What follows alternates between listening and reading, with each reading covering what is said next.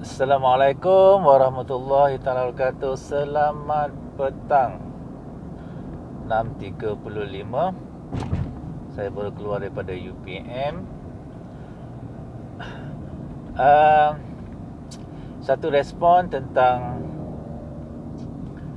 ketakutan untuk membuat kajian di peringkat PhD.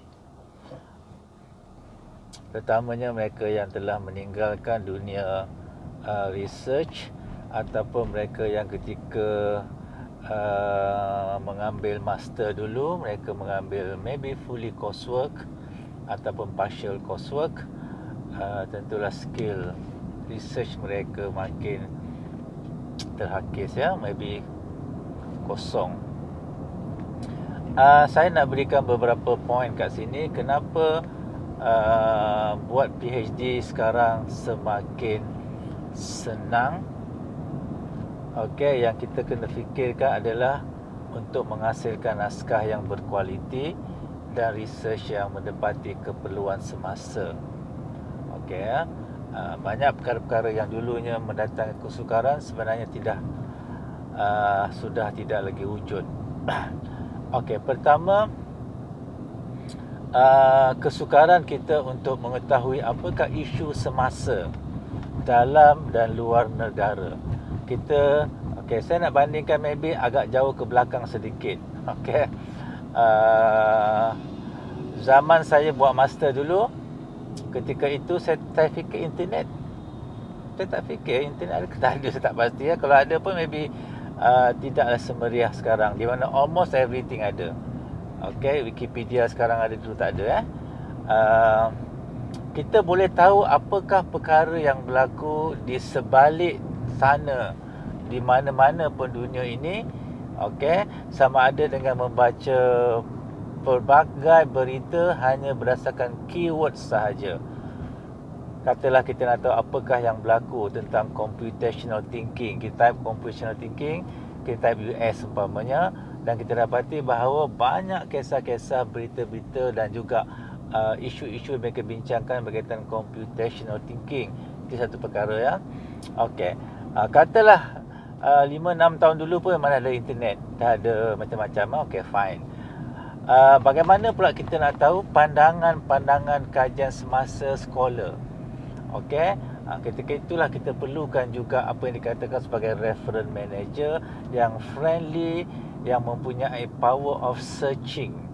Okey, jadi pada mereka-mereka yang maybe tak tahu apa itu Mendeley, okey, yang tak pernah dengar apa itu Mendeley, maka ini adalah sesuatu yang anda kena tahu, bahawa Mendeley akan membantu anda menyenaraikan artikel-artikel terkini termasuk tahun 2020 untuk anda melihat tajuk-tajuk yang muncul, dan daripada tajuk-tajuk yang muncul itu anda boleh baca abstrak-abstraknya, dan di situ anda boleh ekstrak isu yang mereka bincangkan, katakan di sebelah sana, di barat ke ataupun di mana isu tersebut pada hemat anda, pada pengalaman anda, pada pengetahuan anda adalah sesuatu yang perlu dilakukan kajiannya di Malaysia. Okey, satu hal, ya. Yang kedua, anda boleh buat kombinasi tajuk-tajuk yang telah dikemukakan melalui Mendeley. Anda tak payah download artikel itu dulu, baca abstrak saja telah memadai, dan di situ anda boleh menjangkakan apakah tajuk yang mungkin sesuai untuk anda teruskan pencarian yang lebih mendalam. Okey, itu perkara yang pertama. Okey, perkara yang kedua adalah networking. Kalau dahulu apa sahaja pun perhubungan menjadi sukar, anda nak kontak supervisor, WhatsApp saja. Anda ada grup kawan-kawan anda yang dalam satu bidang, satu tajuk yang sama, satu supervisor yang sama, anda buat WhatsApp group. Okey, malah anda juga boleh menghubungi rakan-rakan kita di luar negara yang maybe juga membuat tajuk yang sama. Saya sendiri pun ada dulu, bukan WhatsApp group, saya ada dulu email sajalah, di mana rakan saya di UKM, rakan saya di UK dan juga saya di Australia, kita bertukar-tukar artikel. Ketika itulah satu perkara yang sangat berharga. Tapi sekarang everything is very easy. Okey. Itu yang kedua. Yang ketiga, anda perlu juga membaca buku-buku handbook. Okey, dan buku-buku banyak didapati dalam bentuk-bentuk yang dekat dengan tajuk dan teori yang anda perlukan. Kadang-kadang kita tak tahu buku apakah yang membincangkan teori itu. Itu pun adalah satu kesukaran dahulu. Kita nak tulis macam mana tak tahu. Tapi sekarang dengan menggunakan Mendeley, anda boleh snowball. Okey, anda boleh snowball apakah buku-buku rujukan. Malah anda boleh pergi kepada Amazon sendiri pun. Type saja Amazon, okey. Cari tajuk buku-buku yang sesuai. Dan malah anda boleh membeli. Katalah ada buku yang sangat anda perlukan. Okey, harganya sangat mahal tapi anda masih boleh beli used book, buku yang terpakai. Okey, dan ada yang pandai juga kan dapat buku-buku online secara yang daripada laman-laman web tertentu mereka dapat download. Jadi buku itu kadang-kadang tidaklah satu isu yang besar lagi. Jadi dengan 3 perkara ini, anda ada artikel, anda tahu isu, anda ada networking, anda ada buku untuk anda baca. Okey, kemudian kenapa? Kerana semua yang anda nak kaji itu, okey, akan interconnected. Katalah anda dapat tajuk. Okey, tajuk pasal connectivism. Satu pendekatan baru dalam online learning, teori yang muncul maybe 5-6 tahun lepas, mula popular. Okey, tajuknya connectivism. Okey, connectivism.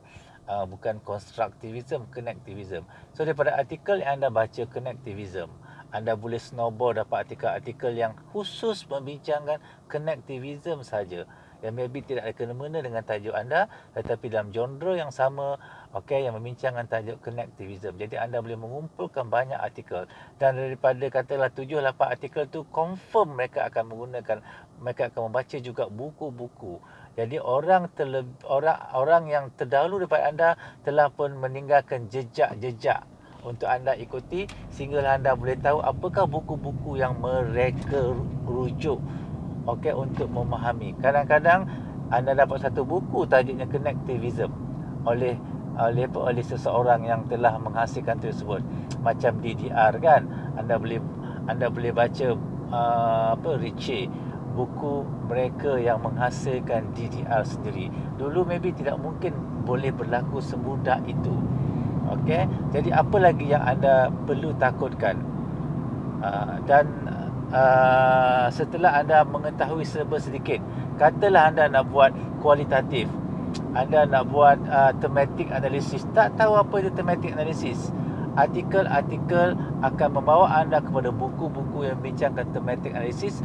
Malah okey, kita telah pun ada banyak bengkel-bengkel di luar sana yang boleh anda pilih. Setidak-tidak pun anda boleh mempunyai bahan rujukan yang cukup untuk anda sandarkan kenapa anda memilih pendekatan ini yang dikatakan sebagai thematic analysis. Okey, jadi saya tak nampak kenapa itu perlu ditakuti. Type saja keyword. Okey. Kadang-kadang saya bagi contoh ya, anda buat dalam bidang education, sedangkan thematic analysis tidak semestinya mereka kupas dalam bidang education. Okey, maybe juga dalam psikologi, okey, maybe juga dalam counselling yang tidak ada counselling ya, bukannya counselling education ya, counselling adult counselling, apa-apalah counselling, ataupun dalam bidang-bidang history, dalam bidang-bidang accounting, business yang juga menggunakan thematic analysis.